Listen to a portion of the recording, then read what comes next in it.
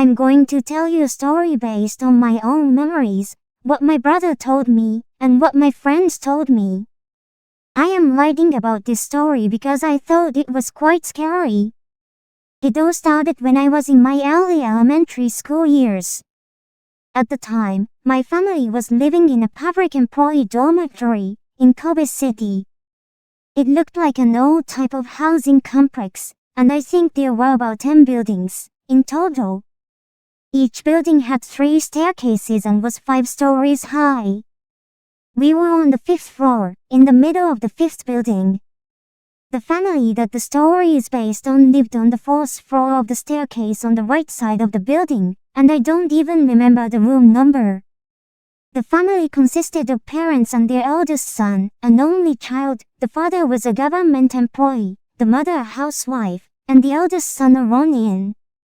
The relationship between the mother and the eldest son was the first tragedy. His mother was quite devoted to his education and wanted her son to go to a university of his choice. The son was forced to study halfway. After several failed attempts, the eldest son, suffering from his mother's pressure and failure to pass the entrance examinations, committed suicide by jumping out of the window of his study room on the 4th floor of the apartment complex. I heard that it caused quite a commotion, but I don't remember much about it.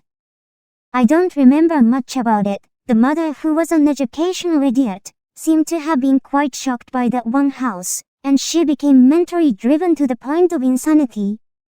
She would suddenly go out for a walk in the middle of the night and tell people she met outside that she could see a person with wings behind you, which was quite frightening to the people living in the apartment complex.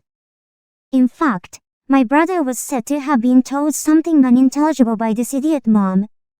Another story I heard was that she always left the window of her dead son's room open, saying that if she closed it, he would not be able to come home. His symptoms became worse and worse, and now he was putting bills all over the room saying, "I don't want my son to come back." He also went outside in his night crisis and told the people in the apartment complex that he could see a person with wings behind you.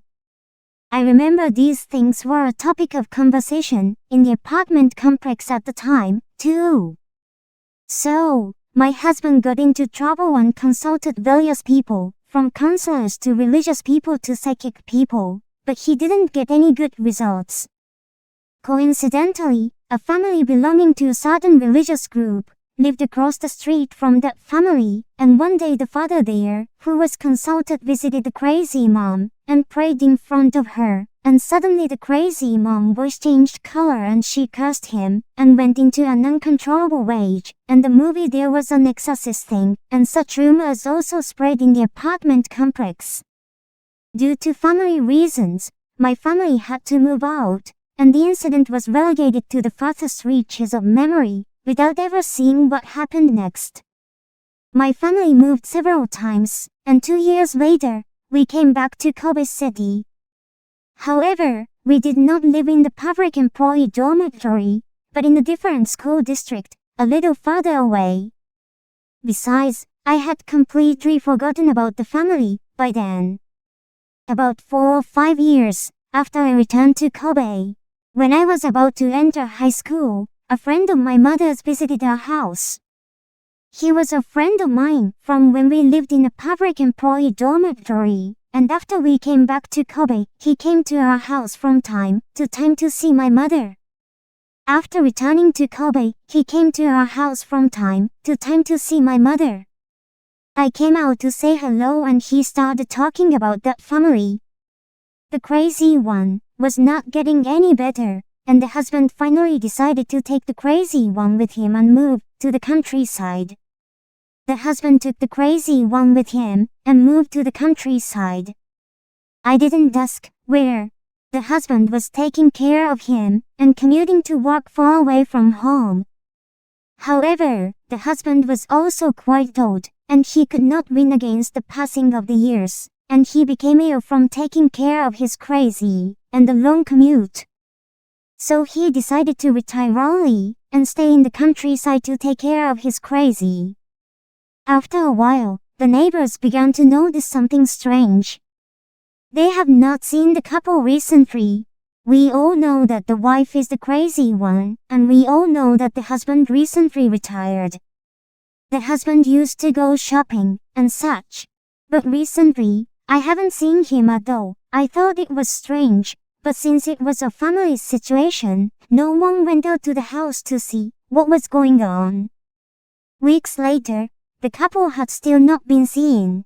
The neighbors began to think that this was really strange, and since the neighborhood was in the countryside, and the houses were quite far apart, they did not know exactly what was going on at the house, so they called the police and decided to go with them to check on the couple. The door was unlocked, and when I opened it, a strange smell wafted out. It was obvious that something smelled rotten. The police officers and neighbors went inside and saw a figure sitting in a room that appeared to be a bedroom.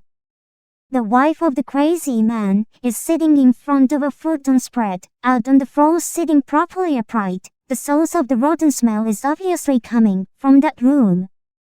When I entered the room, I saw the wife and her husband, who had been transformed, on the futon laid out in front of them. It seemed that a long time had passed since his death. The crazy wife was sitting still in front of them. I later heard that her husband did not commit suicide. He fell ill and died of illness. The only thing that bothered me was that there was no food left in the house, and none of the neighbors were even aware of it. None of the neighbors had seen the crazy wife go shopping. What had she been eating for weeks after her husband's death? What was right in front of her eyes?